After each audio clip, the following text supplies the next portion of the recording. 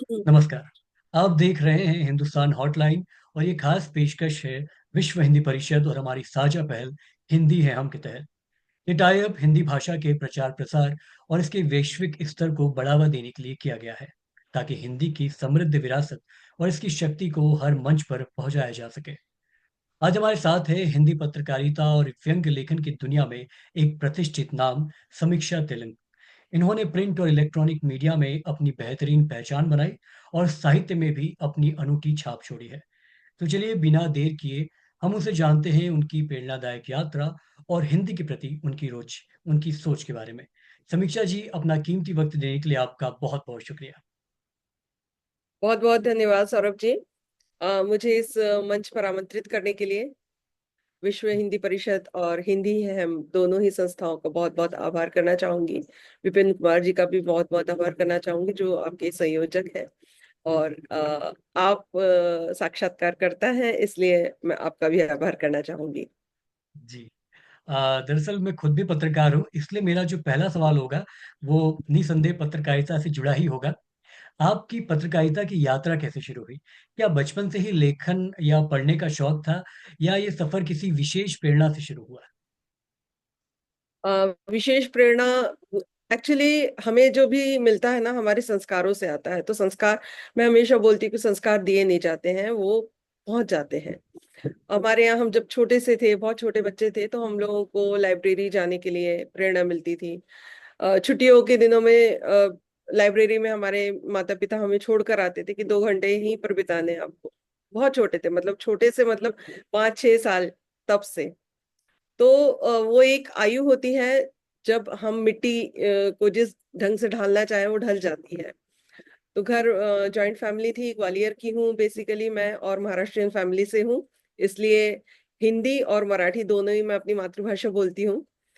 तो इस वजह से और इसी तरीके से मेरा लेखन भी, क्योंकि जब हम पढ़ते हैं तो वैचारिक स्तर पे हम बहुत समृद्ध होते हैं। और फिर जब हम देखते हैं आसपास और स्कूल वगैरह में भी जब हम थे, तो स्कूल की मैगजीन्स में लिखना एक एक अंदर से उत्साह होता था उसके लिए। और जब छपके आते थे तो एक मतलब वो आनंद, मैं आज भी नहीं कह सकती कि इतना छपती हूँ उसके बाद भी वो एक जो आनंद आता था ना, वो आज भी मिस करती हूँ उस चीज को, क्योंकि तब हम छोटे होते हैं, हमें उम्मीदें नहीं होती हैं बहुत सारी। और जब वो मिलने लगता है तो लगता है कि हाँ, हम कुछ अच्छा ठीक काम कर रहे हैं, सही रास्ते पे जा रहे हैं। तो इसी तरीके से मेरा लेखन भी शुरू हुआ। 12 वर्ष की थी तब यात्रा संस्मरण मैंने लिखा था, क्योंकि मैं चारों धाम यात्राएं करके आई थी। और वो मेरा पहला यात्रा संस्मरण था। मैंने इंग्लिश में भी लिखा, हिंदी में भी लिखा, उसके बाद इंग्लिश में थोड़ा बाद में लिखा। और बहुत पसंद करा, उसको कहीं छपा नहीं। एज अ लेटर मैंने लिखा था, और एक बार एज ए ऐसे मैंने लिखा था। तो दोनों ही बार, तो एक बार स्कूल के लोगों ने पढ़ा उसको और एक बार घर के लोगों ने पढ़ा। मुझे अप्रिसिएशन यहीं से मिला। और उसके बाद फिर क्या हुआ कि जब हम कॉलेज में आए, तो कॉलेज में आने के बाद अब आपकी एज में आप जानते हैं कि कितना कोई भी मुद्दा हो उसको लेके अंदर से एक एंजाइटी होती है, एक एक अलग लेवल की एनर्जी हमारे अंदर होती है। और जब हम कहीं कुछ कह नहीं पाते तो हम लिख लेते थे तब, क्योंकि ना सोशल मीडिया था, कोई मीडिया था ही नहीं एक्चुअली। उस समय जब मैं कॉलेज में थी, उस समय एक लेखन के अलावा कोई मीडिया नहीं था। तो हम लिख लिख के संपादक के नाम पत्र में भेजने लगे थे।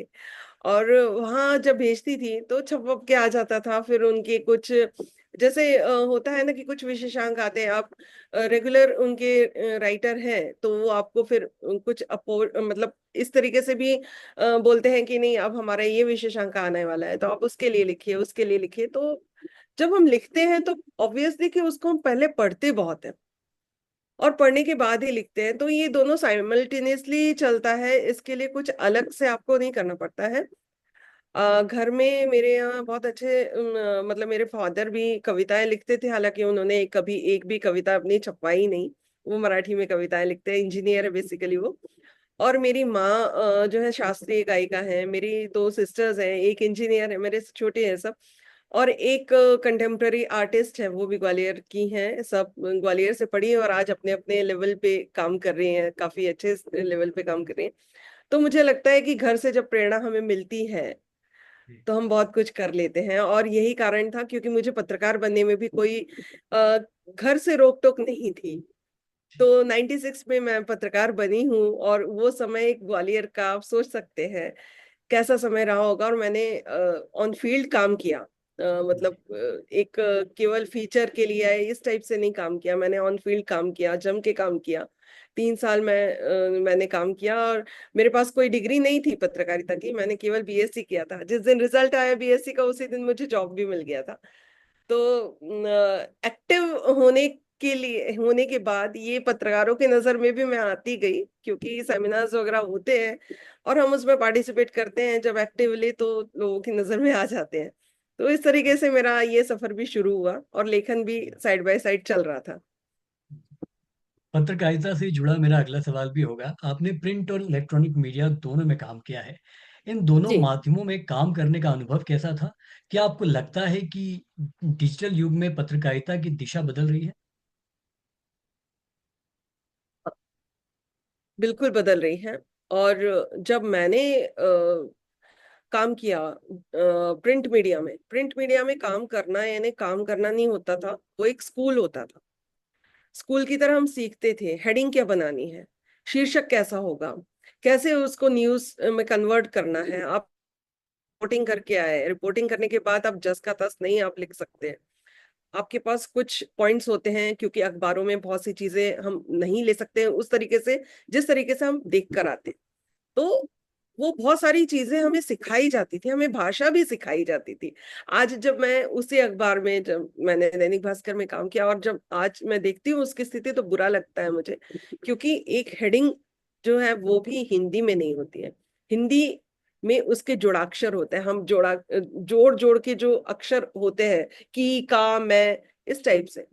बाकी पूरा वो अंग्रेजी को सुहा हो चुका था होता है शीर्षक। तो उसका मुझे बहुत दुख होता है, क्योंकि मैं हमेशा बोलती हूँ कि किसी दूसरी भाषा में, जैसे यहाँ पुणे में हूँ तो मराठी अखबार में पढ़ती हूँ, या इंग्लिश के भी हम पेपर पढ़ते हैं, वो लोग दूसरी भाषाओं का इस्तेमाल नहीं करते अपने शीर्षकों में। क्यों केवल हिंदी के अखबार ही कर रहे हैं? ये मेरा हमेशा ही एक क्वेश्चन होता है। जब मेरा यहाँ फर्ग्यूसन कॉलेज में भी एक सेमिनार था, तब भी मैंने यही बोला था कि कम से कम हम अपनी भाषा के प्रति हमें कितना लॉयल होना चाहिए, ये हम खुद ही हमें सोचना पड़ेगा। हमें कोई लाद नहीं सकता इन सब चीजों के ऊपर। तो यदि आप मीडिया में काम करते हैं, आपके ऊपर जिम्मेदारी दुगनी होती है, क्योंकि एक तो आप चौथा स्तंभ है। उसके अलावा इलेक्ट्रॉनिक मीडिया थोड़ा सा अलग है। प्रिंट मीडिया का आज भी वजूद काफी अच्छा है। इलेक्ट्रॉनिक मीडिया के बारे में मैं क्या कहूँ, मतलब मुझे लगता है कि अब उनके पास कोई खबर नहीं बची है। क्योंकि जैसे आप जानते हैं कि एक क्षेत्रीय अखबार होता था, एक हमारे सिटी का अखबार होता था, एक राष्ट्रीय अखबार होता था। अभी इन सबको मिलावट करके जो भी कुछ न्यूज मिल पाती है उनमें से, वो न्यूज चैनल्स पे आता है। तो एक राष्ट्रीय चैनल पे आपको क्षेत्रीय जो खबर है उसको दिखाने की जरूरत नहीं है, क्योंकि आपकी जो पत्रकार है वो उन खबरों तक नहीं पहुंच पाते हैं। वो आपके उनके कोई लिंक्स नहीं बन पाते हैं, इसलिए आप इस तरीके का काम करते हैं। तो ये तो खुद के ही प्रोफेशन से दगा देना है एक तरीके का। सोशल मीडिया इस समय बहुत सशक्त है, बहुत सशक्त है, इसलिए क्योंकि वो आम लोगों के लिए खुला हुआ है। आम लोगों के लिए अखबारों में मंच बंद हो चुके हैं, संपादकीय बंद हो चुकी है। आम पब्लिक कहाँ पर लिखे, कहाँ पर अपने गुस्से को, अपने प्रश्नों को, बहुत सारे दिमाग में जो होते हैं उसको लेकर कहाँ आए। उसके लिए सोशल मीडिया एक बहुत अच्छा और सशक्त माध्यम है। और इसीलिए आज जिसको देखो वो जितना भी बड़ा व्यक्ति है, इवन बाकी सारे मीडिया भी सोशल मीडिया को फॉलो करते हैं।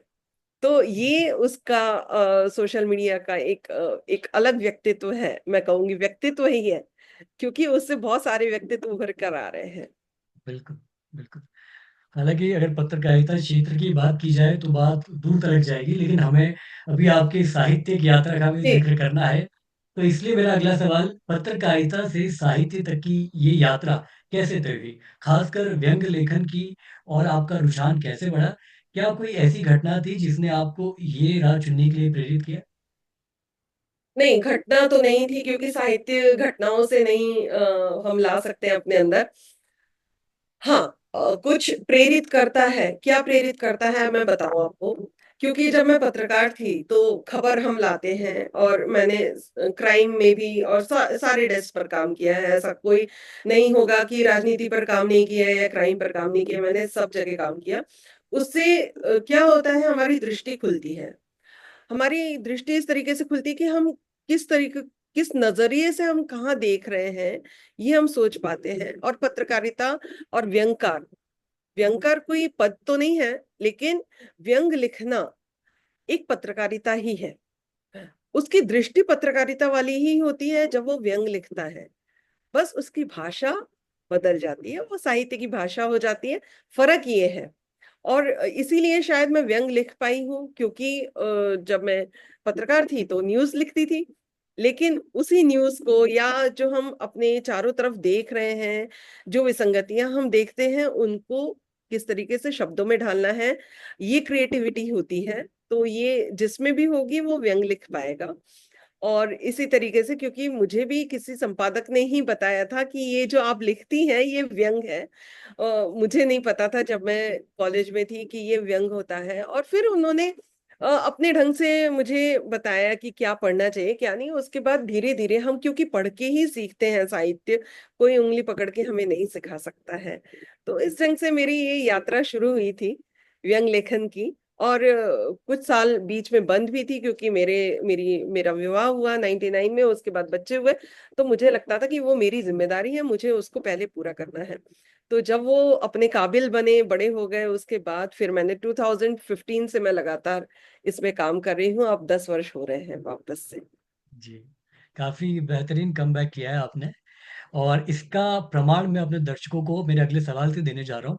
आपकी किताबें जीव अनशन पर है और व्यंग का एपिसेंटर, व्यंग के एक नए स्वर को सामने लाती है। इन पुस्तकों के पीछे का विचार क्या था? क्या इनमें आपकी निजी जिंदगी की झलक भी मिलती है? देखिए, हमारे यहाँ एक व्यंगकार है, वरिष्ठ व्यंगकार है, अरविंद तिवारी जी। तो वो कहते हैं कि सबसे बढ़िया व्यंग वो होता है जो अनुभव जनित हो। तो मैं भी इस चीज को कभी डिनाई नहीं करती हूँ। जीव अनशन पर है, आप देख लीजिए। तो जब मैं अबू धाबी में थी, उस समय मेरे हस्बैंड का पोस्टिंग वहां था। वहां की सरकारों के बारे में आप बहुत अच्छे से जानते हैं, बहुत कुछ कहने की जरूरत नहीं है। हमारे ऊपर बहुत सारे बैन होते हैं, फ्रीडम ऑफ स्पीच नहीं होती है वहां। और जब इस बुक का इनॉग्रेशन हुआ तो एम्बेसी ने कराया था, इंडियन एम्बेसी ने वहां की।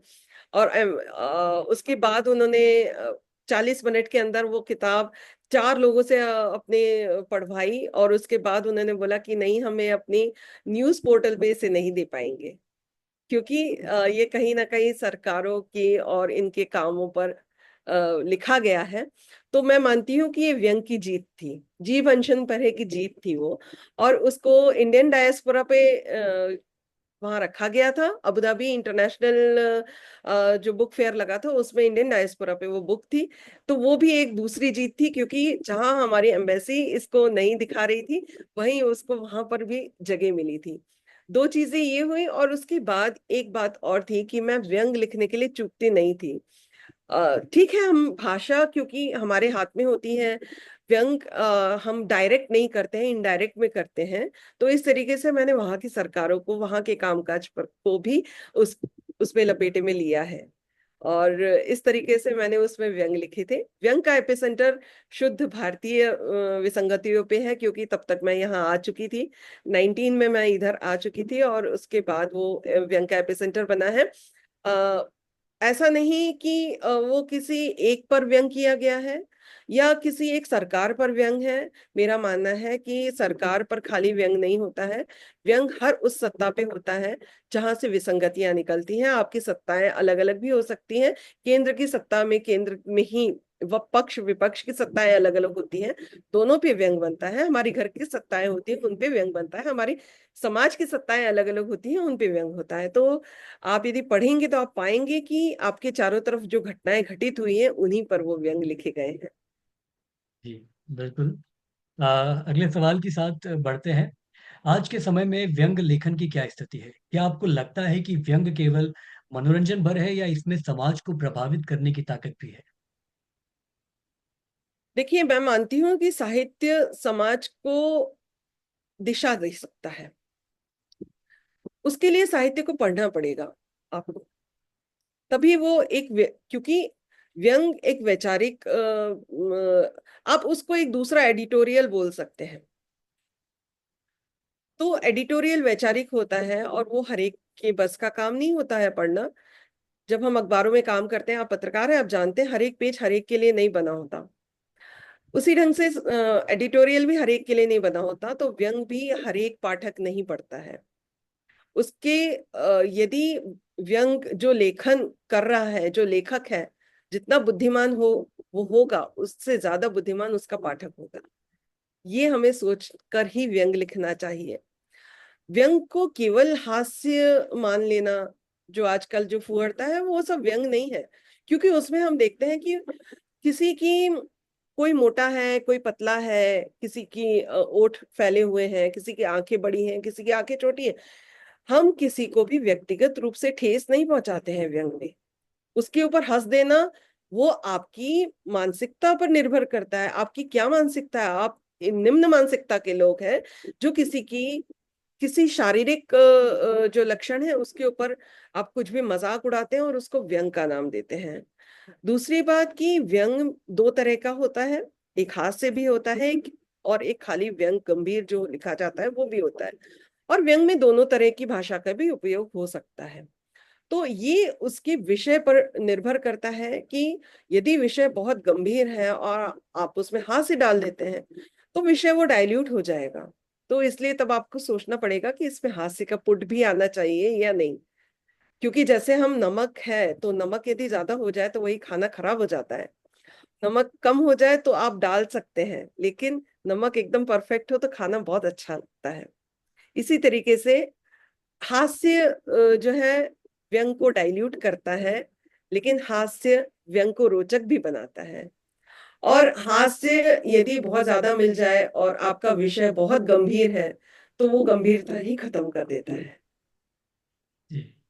अ, मेरे मन में आपसे पूछने के लिए तो हालाँकि बहुत सारे सवाल हैं, लेकिन मजबूरन मैं सवालों की फ़हरिस्त से बंधा हुआ हूँ, इसलिए मुझे इंटरव्यू के तहत ही चलना पड़ेगा। अगला जी सवाल ये है कि पत्रकारिता और साहित्य दोनों क्षेत्रों में आपका अनुभव रहा है। आपके जी। अनुसार आज के दौर में समाज पर ज़्यादा प्रभाव डालने की ताकत किसमें है? क्या पत्रकारिता अधिक प्रभावशाली है या साहित्य? तो मैंने पहले ही बोला कि समाज पर प्रभाव कौन डालता है। साहित्य यदि डालता है तो वो बहुत स्पॉन्टेनियसली उसकी क्रियाएं चलती हैं, हमें पढ़ना पड़ता है उसके लिए। तब वो हम एक कोई विचार आता है, कोई पढ़ता है, उस विचार को वो कितनी देर तक जुगाली करता है अपने अंदर, उसके ऊपर डिपेंड करता है कि वो अपने अंदर वो चीजें लाए या नहीं लाए। साहित्य हर तरीके का होता है। समाज में जो कुछ घटित होता है वो भी साहित्य है। बहुत कुछ हम अपनी विचारशीलता के ऊपर लिखते हैं, वो भी साहित्य है। तो लेकिन पत्रकारिता केवल वैचारिक होती है, जो केवल धरातल पर आधारित होती है। उसमें आप कोई भी अपने क्रिएटिव सोच के या कुछ भी फिक्शन नहीं डाल सकते हैं। आप ये नहीं सोच सकते हैं कि ये स्पाइडरमैन उड़ा और वहां जाके बैठा। ये जो चीज है ये पत्रकारिता नहीं कर सकती है, ये केवल साहित्य कर सकता है या फिर फिल्म्स कर सकती हैं, जिनके पास वो एक अधिकार होता है। पत्रकारिता केवल और केवल जो सत्य घटनाएं हैं उसके ऊपर ही आधारित होती हैं। साहित्य सत्य घटना को लेने के बाद उसके ऊपर अपना एक क्रिएटिव जो माइंड होता है वो रचता है। तो दोनों में अलग अलग स्थितियां हैं और दोनों का कोई मुकाबला एक दूसरे से नहीं है। तो पत्रकारिता को बेसिकली होना चाहिए कि वो सत्य को दिखाए जो हो नहीं रहा है, और साहित्य कम से कम ऐसा रचा जाए कि वो कुछ सिखा कर जाए, वो भी नहीं हो रहा है। जी। काफी बेहतरीन जवाब दिया आपने। मेरा जो अगला सवाल है, आमतौर पे मैं इस हिंदी है हम की सीरीज में किसी से पूछता नहीं, पर आपसे ये पहली बार पूछा जा रहा है कि अगर आपकी जिंदगी पर एक किताब लिखी जाए तो उसका शीर्षक क्या होना चाहिए और क्यों? मुझे नहीं लगता कि मैंने अभी तक कोई ऐसा बड़ा काम किया है कि मेरी जिंदगी पर कोई किताब लिखे। हम्म, क्योंकि समीक्षा से बड़ी समीक्षा क्या होगी। जी। मैं मानकर चलती हूँ हमेशा, और व्यंग भी एक समीक्षा ही है। तो ये थी हमारी खास बातचीत प्रख्यात व्यंग्यकार श्रीमती समीक्षा तिलक जी के साथ। हमारे इस पहल हिंदी है हम का मकसद हिंदी भाषा और साहित्य को नई ऊंचाइयों तक ले जाना और इसे वैश्विक मंच पर मजबूत बनाना है। अगर आपको ये चर्चा पसंद आई हो तो इसे ज्यादा से ज्यादा साझा करें, हिंदी को आगे बढ़ाने में अपना योगदान दें और जुड़े रहें हिंदुस्तान के साथ। फिलहाल के लिए मुझे दीजिए इजाजत, फिर मिलेंगे एक नई दिलचस्प बातचीत के साथ। नमस्कार।